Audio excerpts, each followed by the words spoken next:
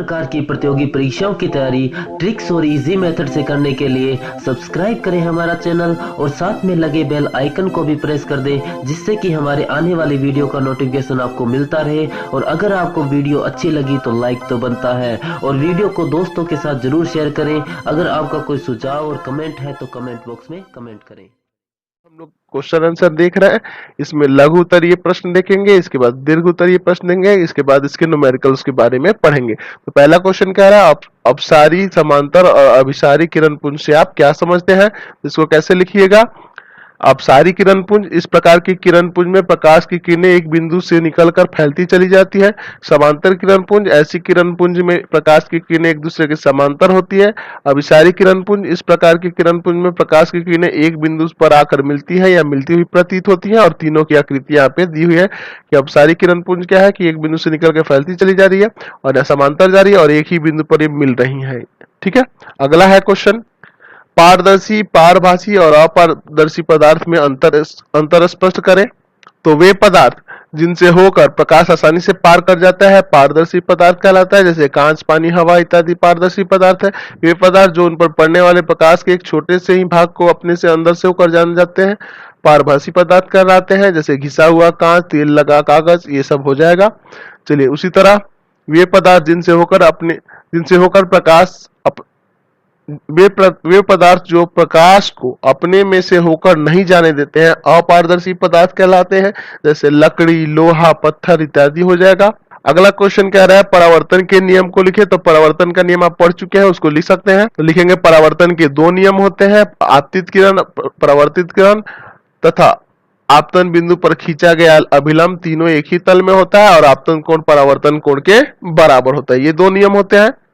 अगला क्वेश्चन है कि वास्तविक और आभासी प्रतिबिंब में क्या अंतर है। तो लिख सकते हैं कि किसी बिंदु स्रोत से आती प्रकाश की किरणें दर्पण से परावर्तन के बाद जिस बिंदु पर वास्तव में मिलती है उसे वास्तविक प्रतिबिंब कहते हैं, और आभासी मिलकर किसी बिंदु स्रोत से आती प्रकाश की किरणें दर्पण से परावर्तन के बाद जिस बिंदु पर आती हुई प्रतीत होती है उसे उस बिंदु स्रोत का आभासी प्रतिबिंब कहते हैं। और क्या होगा अंतर, तो वास्तविक प्रतिबिंब को पर्दे पे प्राप्त कर सकते हैं और आभासी प्रतिबिंब को पर्दे पे प्राप्त नहीं किया जा सकता है।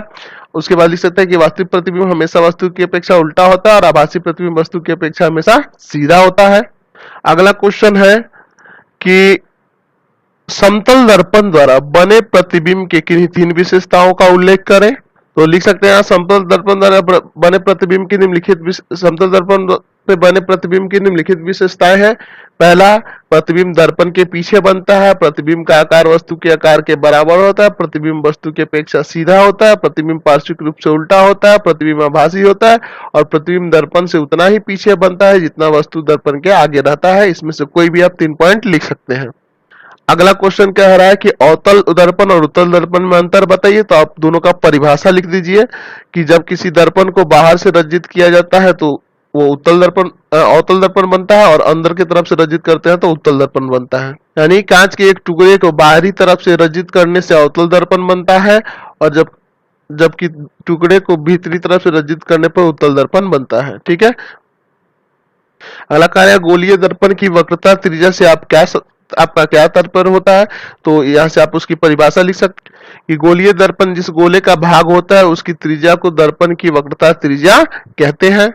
8 नंबर कह रहा है एक चित्र द्वारा किसी अवतल दर्पण के ध्रुव, फोकस और वक्रता केंद्र और मुख्य अक्ष को दर्शाइए। तो आपको एक बना देना है चित्र। ये रहा आपका कैसा अवतल दर्पण, ये रहा इसका ध्रुव, पी को ध्रुव कहिएगा, एफ को फोकस कहिएगा और सी को वक्रता केंद्र कहिएगा और ये जो सीपी रेखा जो देख रहे हैं, ये वाली जो रेखा देख रहे हैं, इसको प्रधान अक्ष कहेंगे। ठीक है, इसको आप दर्शा दीजिएगा या नीचे से लिख दीजिएगा। सी का मतलब है ध्रुव, सी का मतलब है क्या कहते हैं वक्रता केंद्र, और एफ का मतलब है फोकस, पी का मतलब है ध्रुव और ये जो सीपी रेखा है इसको क्या कहेंगे, मुख्य अक्ष कहेंगे। ठीक है, यहाँ नीचे लिख सकते हैं। ठीक है, या फिगर बना देंगे इस तरह से।